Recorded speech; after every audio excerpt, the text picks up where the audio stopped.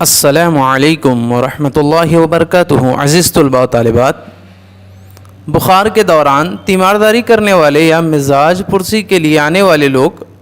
جو راحت پہنچاتے ہیں، ان کے چند تسلی بھرے جملوں سے جو خوشی میسر ہوتی ہے، اس کی ٹھنڈک دل کے اندر تک محسوس کی جا سکتی ہے۔ یہ بھی نہ ہو تو کم از کم روز مرہ کے جھمیلوں سے چھٹکارا تو مل ہی جاتا ہے۔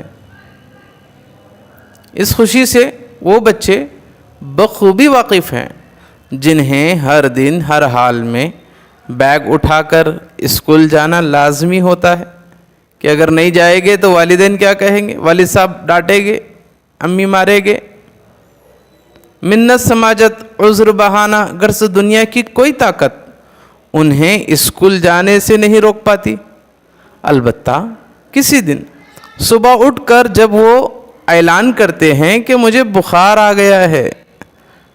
بس تو پھر تب امی ان کا ماتھا چھو کر کہتی ہیں، ارے ہاں تمہیں تو تیز بخار ہے میرے لال، ٹھیک ہے آج اسکول نہ جاؤ۔ تب بچوں کو اچانک محسوس ہوتا ہے کہ انہیں گویا الادین کا چراغ مل گیا ہے، جس سے بخار ایک جن کی طرح نمودار ہوا اور اس نے انہیں اسکول جیسی مصیبت سے چھٹکارا دلا دیا۔ پہلی بار انہیں محسوس ہوتا ہے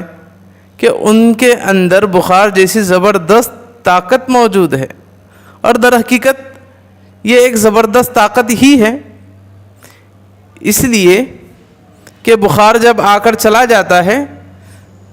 تو ایک مومن بندے کا یقین یہ ہوتا ہے کہ اس کے گناہ کو اس بخار کی وجہ سے اللہ دھو دیتے ہیں، صاف کر دیتے ہیں۔ چنانچہ حضرت حسن رحمۃ اللہ علیہ نبی کریم صلی اللہ علیہ وسلم کا ارشاد نقل کرتے ہیں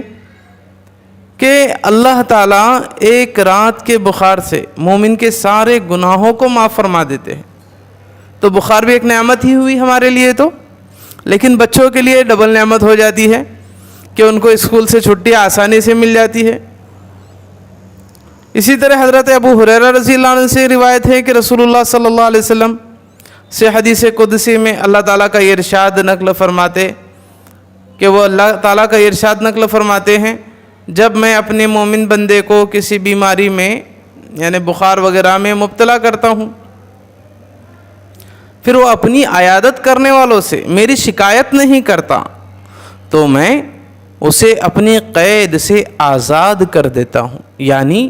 اس کے گناہ معاف کر دیتا ہوں، پھر اسے اس کے گوشت سے بہتر گوشت دیتا ہوں اور اس کے خون سے بہتر خون دیتا ہوں، یعنی اس کو تندرستی دے دیتا ہوں۔ پھر اب وہ دوبارہ بیماری سے اٹھنے کے بعد نئے سرے سے عمل کرنا شروع کرتا ہے، کیونکہ پچھلے تمام گناہ معاف ہو چکے ہوتے ہیں۔ تو عزیز طلباء طالبات، بخار تو مومن کے لیے ایک نعمت ہے۔ ممکن ہے بخار سے متعلق ہمارے خیالات کسی ایسے شخص کے لیے زخموں پر نمک کا کام دے جس کے پیچھے بخار کسی قرض خواہ کی طرح لٹھ لیے پھر رہا ہو، لکڑی لے کر گھوم رہا ہو، مار بالکل پیچھے پڑ گیا ہو کہ بخار جاتا ہی نہیں ہے۔ بخار سے متعلق میں خاصا خوشگمان واقع ہوا ہو۔ مصنف کہتے ہیں کہ بخار کے متعلق میں زیادہ خوشگمان واقع ہوا ہوں۔ بچپن بیتے ایک عرصہ ہوا، ایک مرتبہ سے زیادہ حرارت سے تپتے ہوئے کسی بخار کے نرم ہاتھوں نے میرے ماتھے کو چھو کر نہیں دیکھا۔ کہو اب طبیعت کیسی ہے؟ بخار میرے نزدیک ایک دلچسپ تجربہ ہے۔ مصنف کے مطابق بخار ان کے لیے ایک دلچسپ تجربہ ہے، اس لیے کہ جب بخار آ جاتا ہے تو پھر اپنے پرائے سب دیکھنے اور طبیعت حال احوال لینے کے لیے آ جاتے ہیں، اور بڑے نرم لہجے میں، محبت بھرے لہجے میں سب پوچھتے ہیں، اور اسکول کے بچوں کے لیے تو سہولت ہی ہو جاتی ہے